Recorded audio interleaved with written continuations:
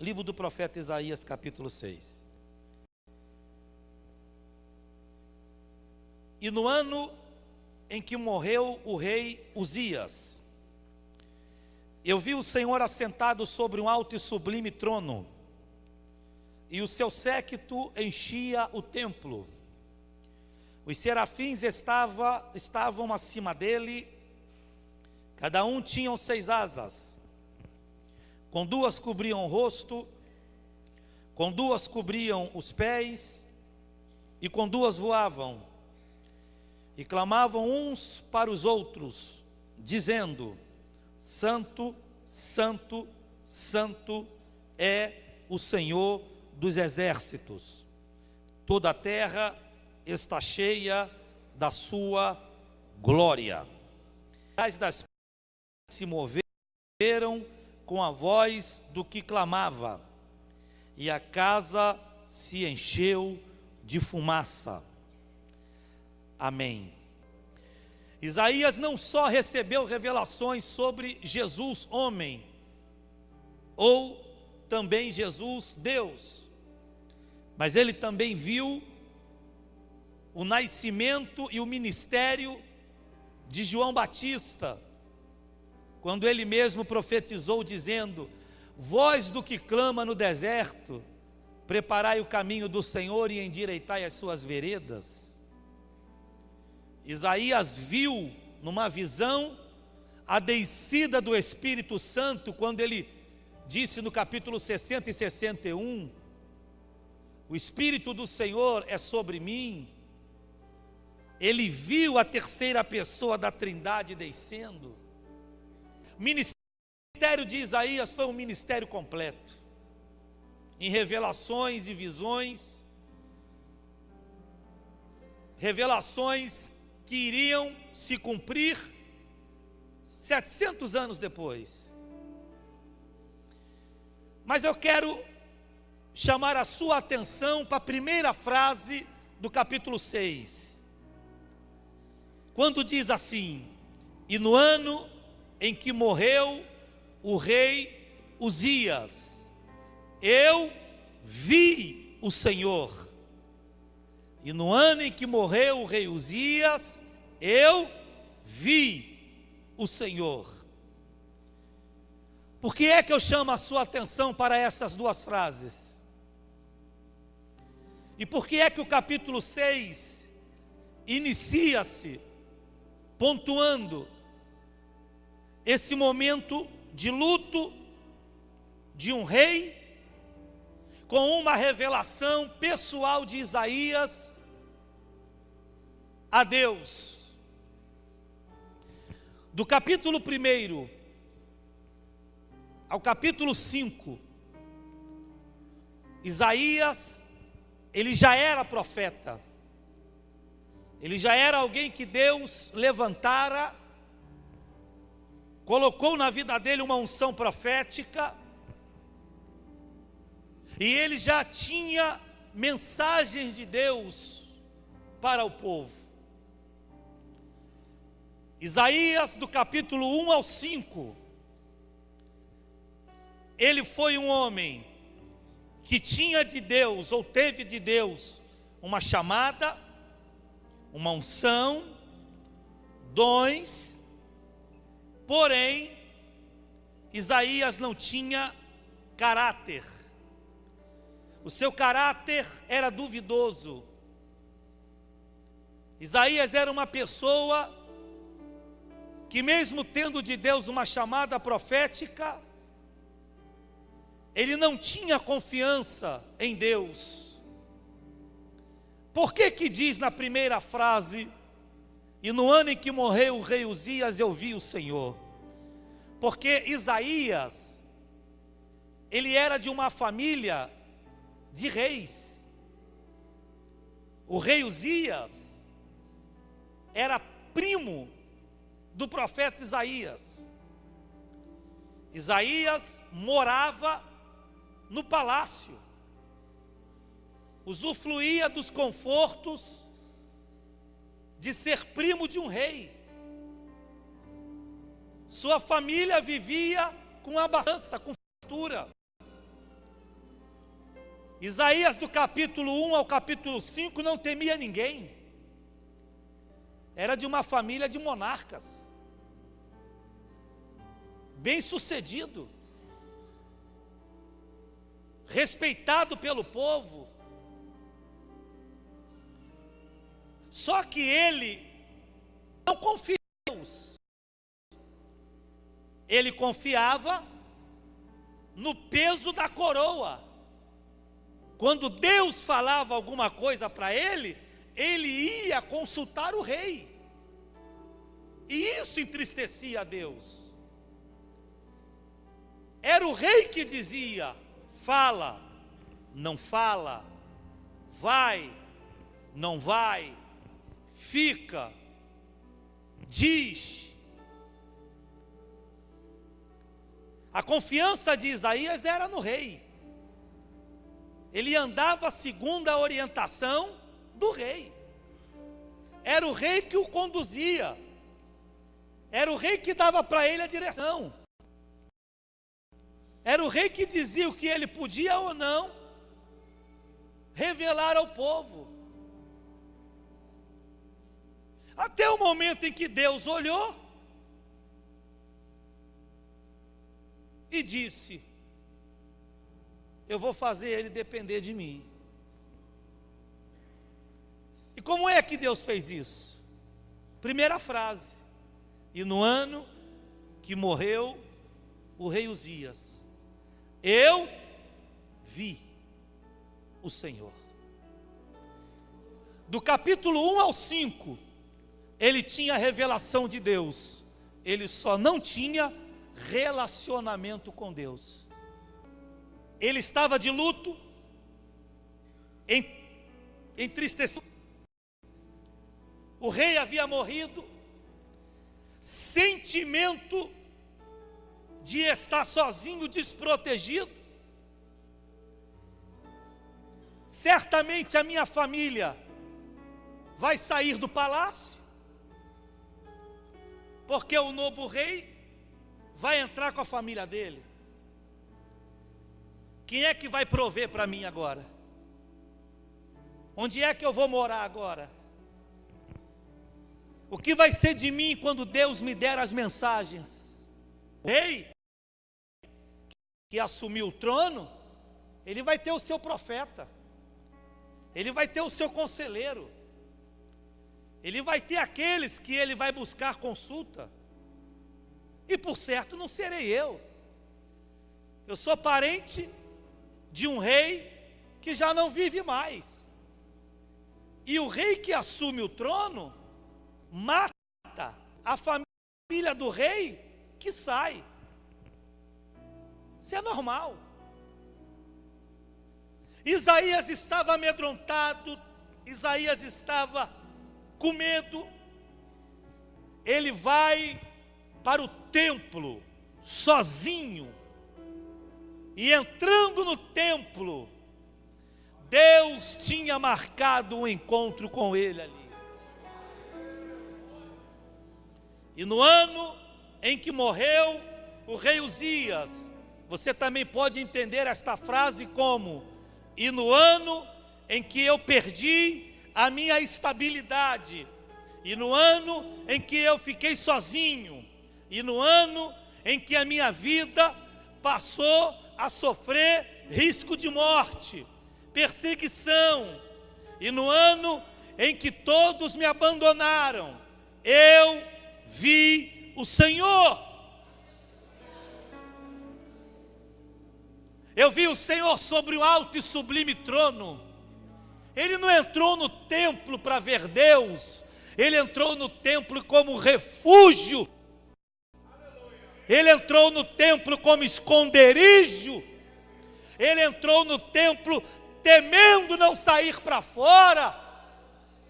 Mas Deus estava ali esperando ele. Eu vi o Senhor assentado no alto e sublime trono, e o seu séquito, a sua glória, a sua fumaça enchia toda a casa. E eu vi serafins que cada um tinham 6 asas, com 2 cobriam-lhe os olhos, 2 cobriam-lhe os pés, e com 2 eles voavam. Eu já disse isso em alguma mensagem anterior. Pés cobertos fala de sinal de obediência. Com 2 asas os serafins voam, porque na presença de Deus ninguém pode ficar parado. E 2 asas cobrem o rosto deles, porque dentro da sala do trono ninguém pode ver Deus face a face. A glória de Deus, ela é tão grande que ninguém consegue vê-lo. Os anjos não estão na sala do trono, os arcanjos não estão na sala do trono, os querubins não estão na sala do trono. Na sala do trono está o Pai, está o Filho e está os 4 serafins. Nenhum das outras 3 hostes angelicais tem acesso à sala do trono. Sala do trono é lugar de adoração permanente. E é dali que Deus controla todo o universo. E naquele grito de medo, naquele momento em que ele começa a entender que era um pecador miserável, e diante da glória de Deus ele seria consumido, desce um dos serafins com uma brasa de fogo na mão. Esse serafim chega na presença dele, e com aquela brasa, com aquela tenaz, queima os lábios dele. E ele ali recebe a purificação. Ele ali recebe o conserto na sua vida. E ele ouviu a voz de Deus dizendo: a quem enviarei? E quem há de ir por nós?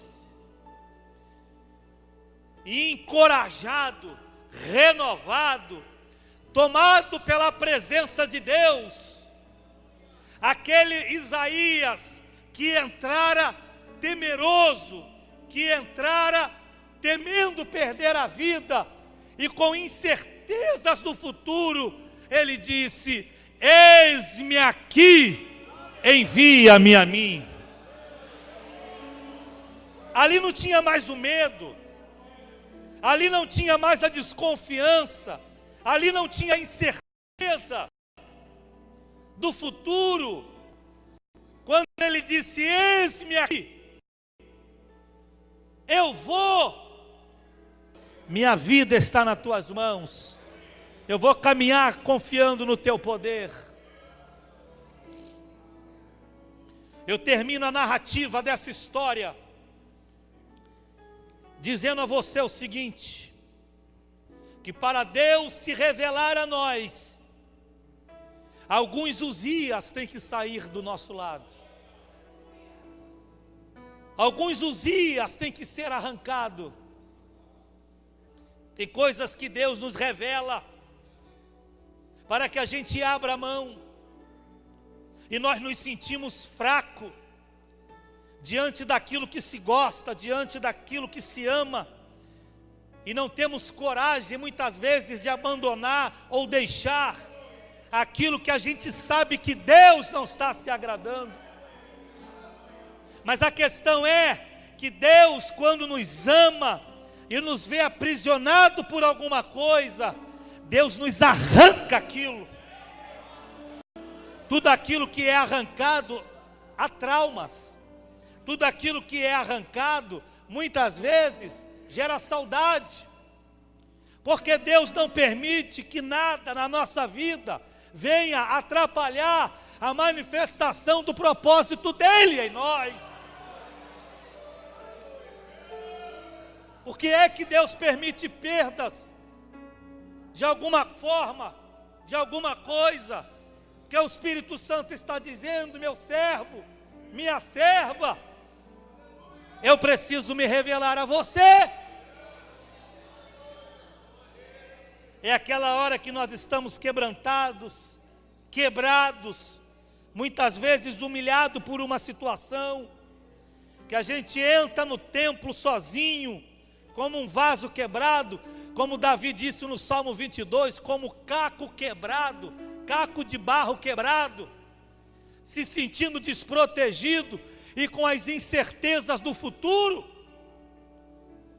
É nesta hora que você começa a ver Deus, começa a ver Deus numa provisão, começa a ver Deus num livramento, começa a ver Deus numa cura divina, começa a ver Deus numa porta que Ele abre lá fora, começa a ver Deus quando Ele diz: eu não te deixo, não te desamparo, eu sou o Senhor da tua vida, e eu sou o Deus que te fortalece. Aleluia!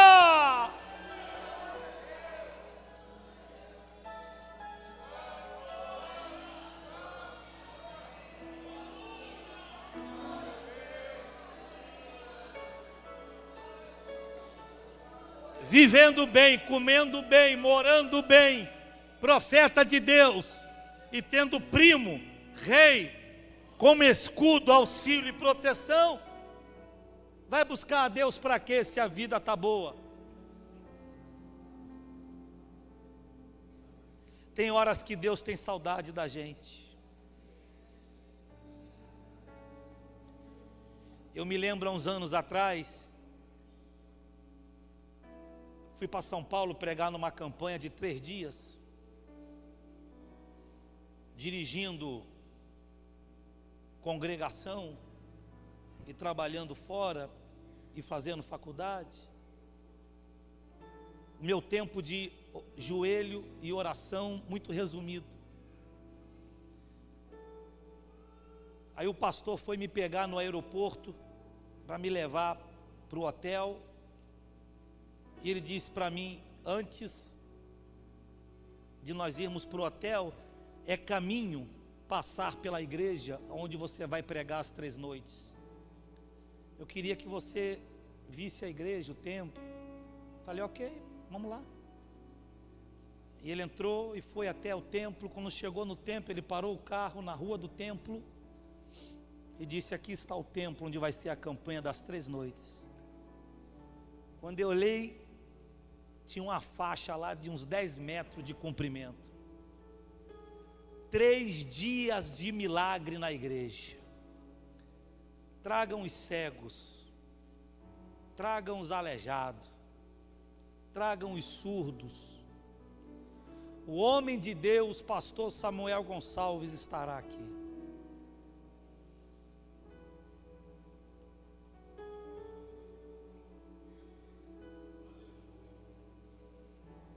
Isso já eram as 4:30 da tarde. Quando dei entrada no hotel, que eu larguei a mala no quarto, já caí no joelho. Falei: Jesus, eu não tenho unção nessa noite para aquilo que está escrito lá não.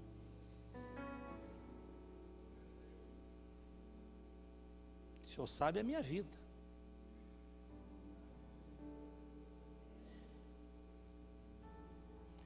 Eu vou fazer o seguinte: eu vou embora. Vou ficar nada, Jeová. A noite vai estar cheia de aleijado lá. Literalmente. Isso para mim não é novidade não. Deus faz isso no meu ministério. Bota pastor Samuel Gonçalves no YouTube, milagre, você vai ver muito isso lá. Mas você tem que ter azeite para aquilo.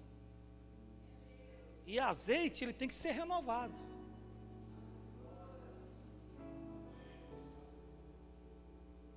E fiquei ali orando, irmão. Aí foi batendo 6 horas da tarde, 6:30 da tarde, 7 horas da noite, 7:15, 7:20, eu ainda de tênis, blusão e calça jeans. E os irmãos chegaram lá na porta do hotel para me pegar. Eu falei: eu não vou. Vou nada. Eu estou sem graça de Deus para isso. Aí o Espírito Santo me deu uma palavra no quarto e disse assim: meu servo, levanta e alimenta o meu povo. Eu tenho compromisso com a minha palavra. Vai lá. Levantei, botei um terno, desci. Templo lotado. Comecei a pregar, pregando. E fiquei olhando os mancos entrando, os aleijados vindo.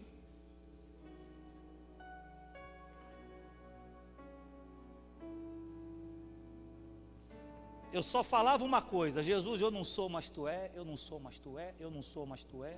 Humilhadinho. O Espírito Santo dizendo: eu sei.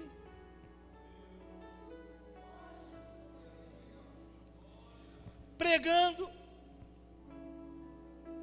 Um senhor de 40 e poucos anos, olha, o pastor chora, unge os olhos dele, e aquele senhor que estava deficiente visual começou a enxergar naquela noite.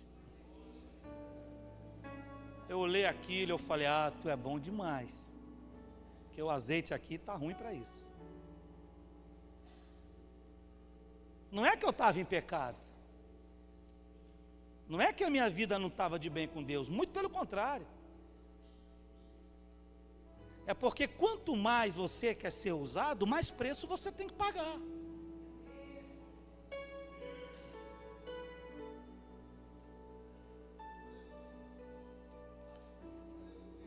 Acabou a primeira noite, uma alegria tremenda.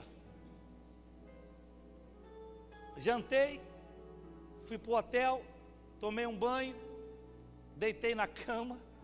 O Espírito Santo falou assim: vai dormir? Falei: não, senhor. Ele disse: amanhã tem outra noite. Hoje eu agi com misericórdia. Se não tiver azeite amanhã, você vai sozinho para aquela igreja. Irmãos, eu fiquei até 7 horas da noite orando de joelho naquele quarto. Quando a graça de Deus entrou naquele lugar. Ali o Espírito Santo me disse: Samuel, a unção, ela tem que ser renovada. E o que renova é a sua vida na minha presença. Eu não opero um milagre no presente com a unção do passado. A unção do passado foi milagre no passado. Se quer continuar vendo o milagre no presente, a unção tem que estar fresca sobre a tua vida. Tem que ser unção fresca. Unção fresca. Aqui, Isaías estava renovado, encorajado. Eis-me aqui, envia-me a mim. Irmãos, quando você está encorajado por Deus, você não teme nada. Hebreus 10, 23 diz igualmente a confissão da nossa esperança, porque fiel é o que te prometeu. Mas há coisas que Deus às vezes permite na nossa vida, alguma provação, alguma adversidade, alguma perca ou perda. E há pessoas que acham que a vida de um cristão vitorioso é uma vida de utopia. Vitória na segunda, vitória na terça, vitória na quarta, vitória na quinta, vitória na sexta, vitória no sábado, vitória domingo, vitória no janeiro, no fevereiro, no março, no abril, no maio, no junho, no julho, no agosto, no setembro, no outubro e no novembro. Isso é utopia, irmão. Quando diz que somos mais do que vencedores, está dizendo o seguinte, Romanos 8, sobre todas essas coisas, sobre a tribulação, sobre a adversidade, sobre o vale, sobre a doença, sobre a perseguição, sobre o mal, sobre tudo que vem para te derrubar. Mas para você vencer, você tem que passar. Sobre tudo aquilo que você passa, você está mais do que vencedor. A unção que eu te dei te dá resistência para suportar a perseguição. A unção que eu te dei te dá resistência para suportar as adversidades da vida. Você é mais do que vencedor. Você foi levantado para isso, ungido para isso, comprado por isso. E eu confio em você para isso. Por isso que no Salmo 23, verso 4, o salmista disse: ainda que eu andasse pelo vale, pelo da sombra e da morte. Ele está dizendo o seguinte: vale faz parte da minha vida. Só tem um detalhe: eu não temerei mal algum, porque tu estás comigo. Levante as duas mãos e glorifique a Deus. Glorifique a Deus bem alto. Adore ao Senhor. Lembra de Sunamita? Quando perdeu o filho e saiu de casa diante do servo do profeta, está tudo bem. Como é que vai? Está tudo bem. Só que o filho morto em casa. Tudo certo. Mas na hora em que ela chega diante do homem de Deus, ela se desarma, ela cai em prantos, chora, e conta para o homem de Deus a história que ela estava passando.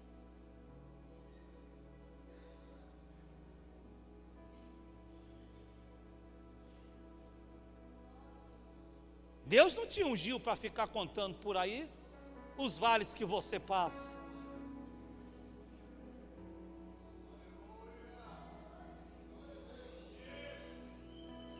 Guarda no teu segredo.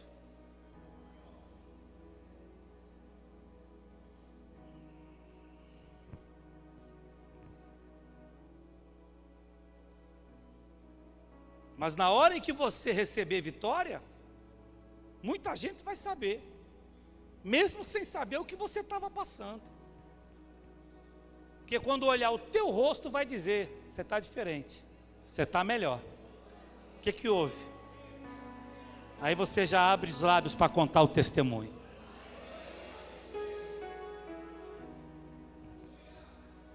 Aleluia.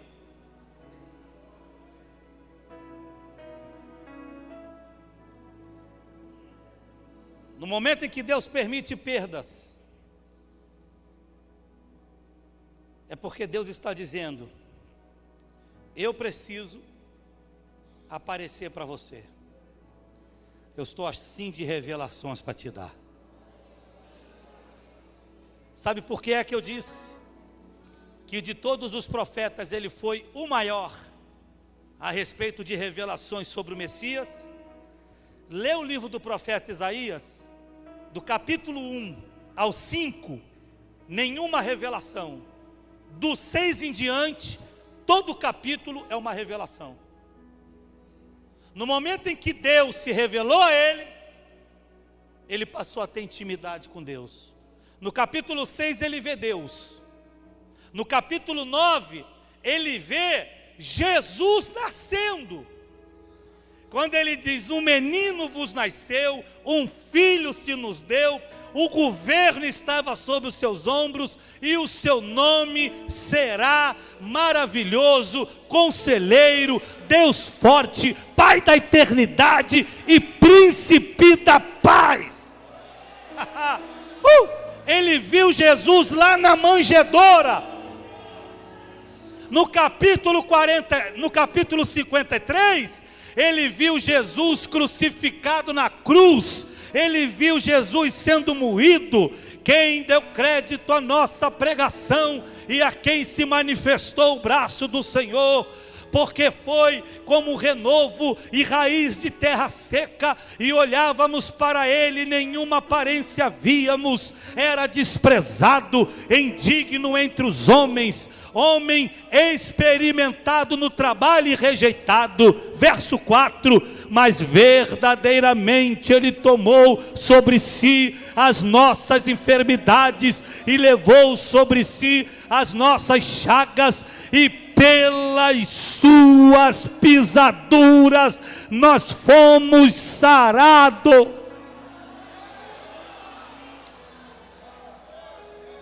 Eu estou falando de um Isaías que antes tinha chamada, mas não tinha relacionamento, e segredos só se fala em quem se confia. Deus só passou a trazer revelação depois do capítulo 6, quando passou a confiar nele.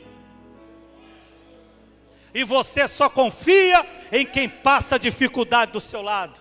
Você só confia na pessoa que você sabe que está contigo porque deve é. É por isso que antes de uma grande unção, Deus permite uma grande adversidade, que é para ver se a pessoa está firme na rocha. Por favor, levante as duas mãos, por gentileza. Feche os seus olhos, enche o coração de alegria e glorifique o nome de Jesus. Glorifique a Deus. Adore a Deus. Ó Deus, por que é que permitiu o rei Uzias morrer? Porque eu tenho uma unção para você. Por que é que permitiu eu perder este negócio? Porque eu tenho uma revelação para a tua vida. Por que é que o Senhor permitiu eu perder este negócio que eu gosto, este negócio que eu amo, este negócio que eu tenho prazer nela, ou prazer nisto? Porque eu tenho coisas maiores para você, e eu vou colocar na tua mão. Aleluia!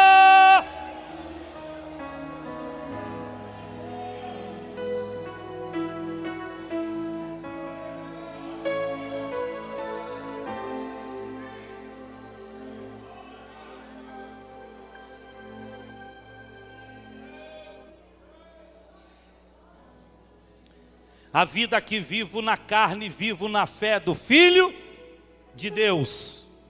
Aí termino aqui, Gálatas 3,13. Portanto, vivo, não mais eu, mas é Cristo que vive em mim. Cristo que vive em você. Porque perdas, por mais que doam e sejam arrancadas, Deus sempre tem um bálsamo para mandar sobre a tua vida. Aleluia! Aleluia!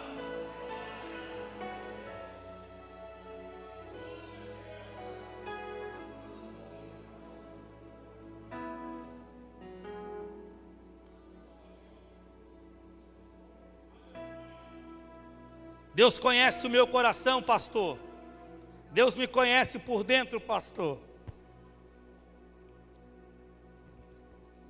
São as decisões que estabelecem quem nós somos, não são os sentimentos. Eu posso amar uma pessoa, mas posso não ter uma atitude de amor por essa pessoa.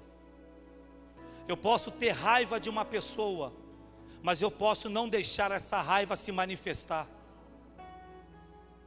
Não são os sentimentos que determinam quem você é, são as atitudes.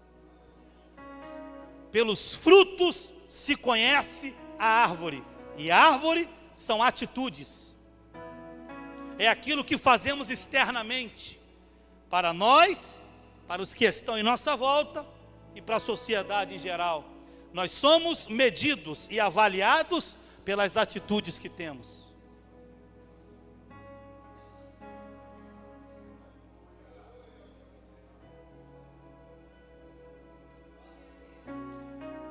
Abraão, tu me ama? Amo. Abraão, tu me ama mesmo, Abraão? Amo. Levante um altar e coloque um sacrifício. Todo ano eu sacrifico ao Senhor o que tenho de melhor. Eu coloco para ti. Abraão, o cordeiro não está no rebanho. O cordeiro é o teu único filho.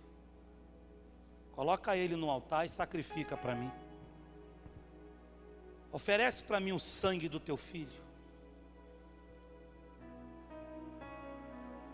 Deixa eu ver através de atitudes. Se você me ama mesmo. São atitudes.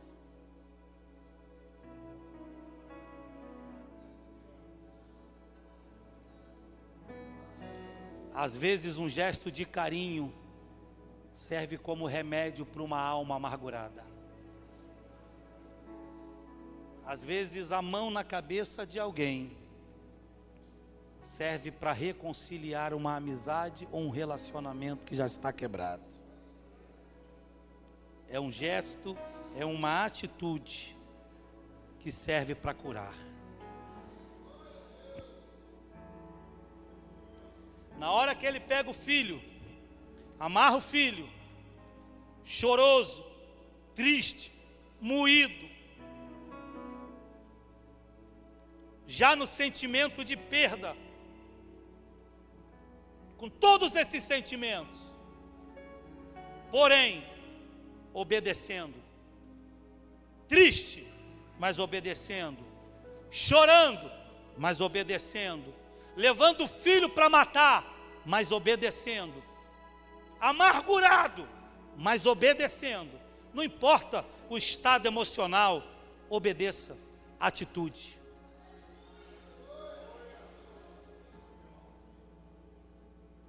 Faz o que tem que ser feito. Da tua alma eu vou cuidar, o teu espírito eu vou refrigerar, e o teu futuro eu garanto na minha presença. Faz o que tem que ser feito.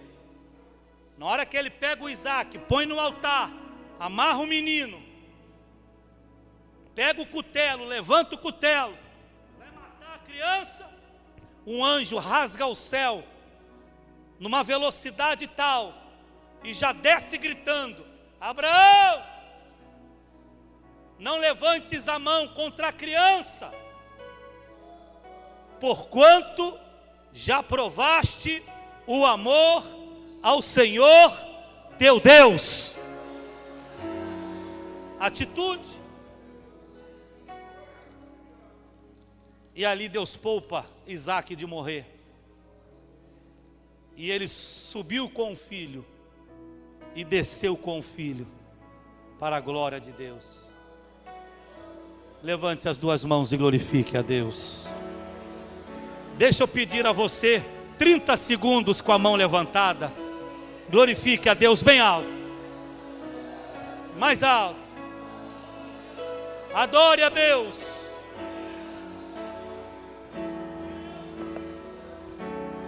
Deus é Deus que abre porta onde não existe porta. Deixa eu lhe dizer uma coisa, homem de Deus, mulher de Deus. O Deus que permitiu perdas em alguma área, em algum momento, em alguma coisa, é o Deus da dupla honra, é o Deus dos 100 vezes mais, é o Deus que não fica devendo nada para ninguém. E aonde você entrou chorando, vai sair sorrindo. Aonde entrou com vergonha, vai sair com dupla honra, porque Deus muda a história. Eu estou pregando esta palavra aqui de forma profética. Eu estou sendo profeta para a igreja. A igreja está ouvindo a voz de um homem de Deus falar aqui. Aleluia! Esta mensagem é remédio para a alma de muita gente aqui.